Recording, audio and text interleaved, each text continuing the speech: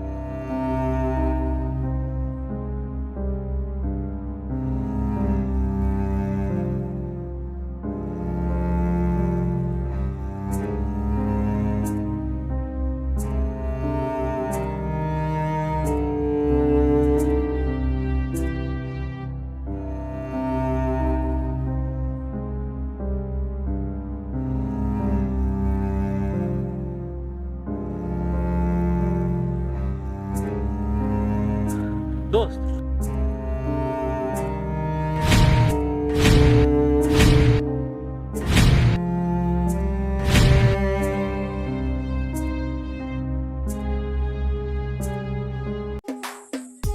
এই রস্তম, বেড়ে দে।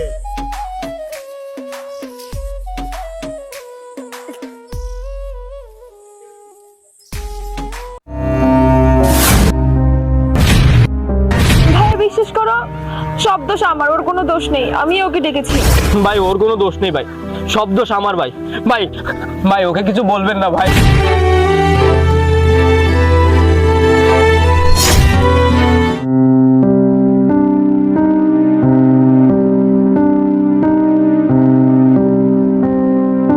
ম্যাম, আপনি আমারে ডাকছেন, কিছু বলবেন?